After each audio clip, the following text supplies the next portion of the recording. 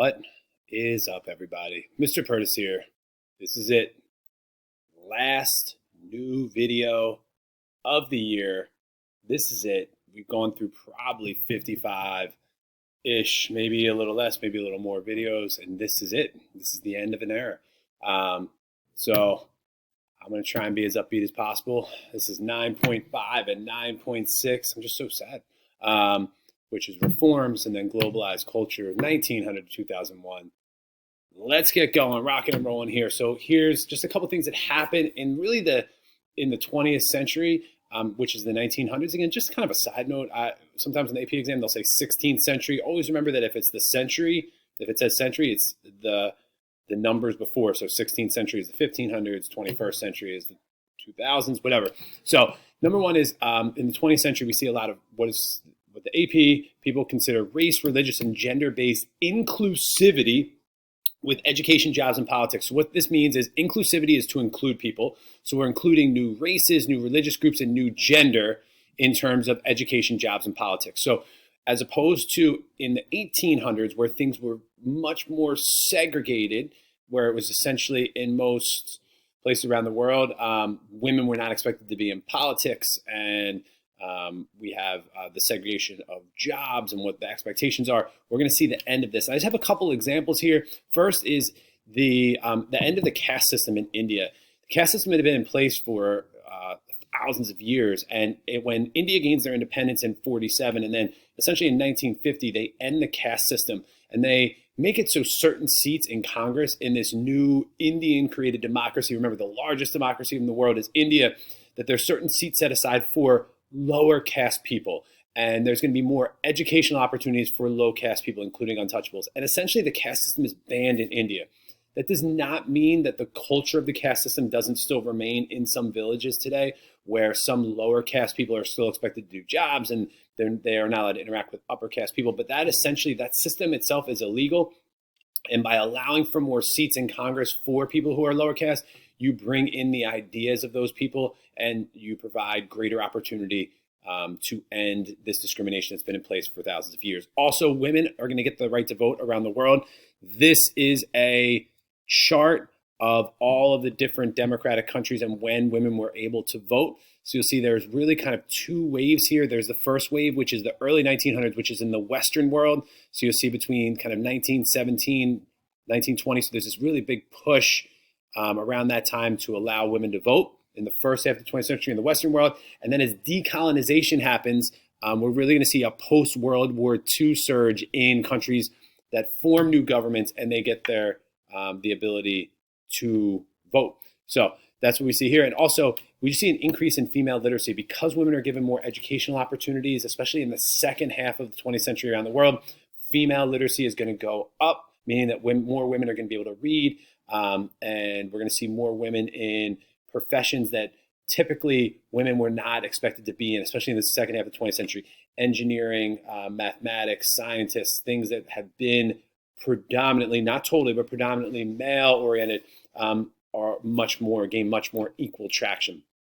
Also, there's really challenges to kind of these assumptions about race, class, and gender and religion that had existed for a long time. And one example of this is after World War II, when the United Nations was created to replace the League of Nations. Remember, the League of Nations is weak. They allowed a lot of appeasement going on before World War II. And after World War II is over, they scrap the League of Nations. That is, the world scraps the League of Nations, and they create this new organization called the United Nations. And the United Nations, which still exists today, and a part of the United Nations founding is this document called the United Nations Declaration of Human Rights.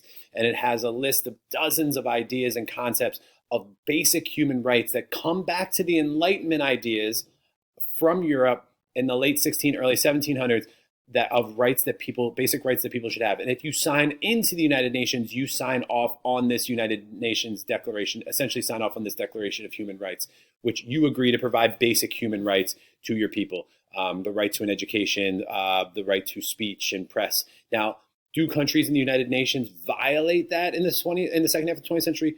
No doubt about it. Even in the United States, we as the United States signed off on the Declaration of Human Rights, yet people in the South were still not able to vote. So there's definitely this contradiction. There's a lack of enforcement of this, but just the idea and concept of signing off on a Declaration of Human Rights does challenge these traditional assumptions about race, class, and gender. We also see another challenge to this is global feminism.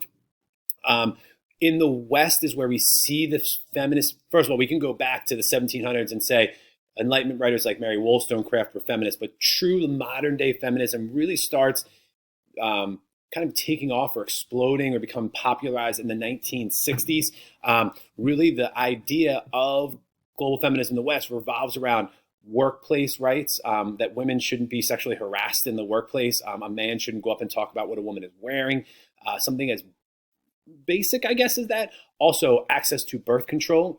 Before the 1960s, some states in the United States it was illegal to have access to birth control, and we're going to see a push amongst feminists and as well as men who agree that there should be equal access to provide that birth control should be legal. We also see equal pay, which is still an issue today, as well as equal access to education. And this is really the Western style where you see women protesting. We refuse to be second-class workers, miniskirts forever. So this was kind of a push in the 70s, late 60s, early 70s, where women said, I should be able to wear whatever I want. And if you as a man can't handle what I'm wearing, that's on you, not on me. And also the right to abortion. Feminism does spread to other parts of the world. In the 70s and 80s, it takes on different goals. So these goals here in the West, workplace rights, birth control, equal pay, education, that's in the West. When it spreads to the Southern and Eastern hemisphere, and by Southern, I mean Latin America, Sub-Saharan Africa, and then the East, I'm referring to Southeast Asia and East Asia. It really, in the 70s, 80s, 90s, and even to modern day, it takes on a different tone. Stuff that the West wouldn't be protesting because it's not an issue in the West is stuff that they're going to do. So in Chile in the 1970s, there was a president who was overthrown named Salvador Allende, and he was a general named Pinochet takes over in Chile. And Pinochet is part of the Cold War, just kind of a side note.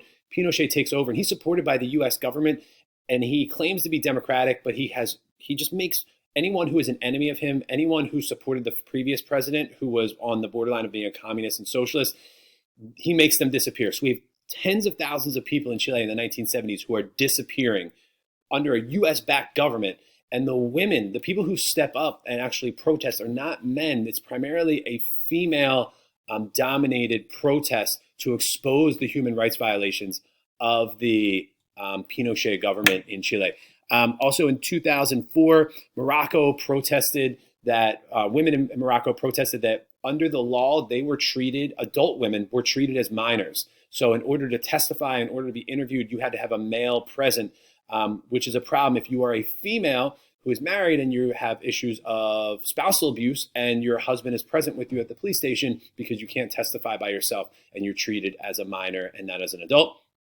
In India in 2016, there was huge protests against gang rape. And in this gang rape that was happening in India, many men weren't being prosecuted for it. And it was kind of being swept under the rug by many local law enforcement. So the women went out and protested. This, much different feminism than this. And not that one is better than the other, but just I want to show you that how it is in the West, again, is a little bit different than the Southern and the Eastern hemisphere. Also, we are going to see a globalized culture.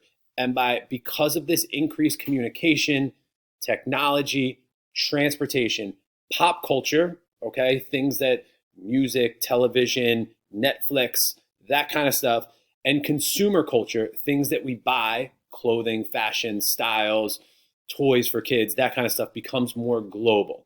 And this pop culture becomes, for example, Netflix, from the streaming service of Netflix that really became popularized in the mid 2010s has shrunk the world because people can now watch certain shows from different countries and connects people together.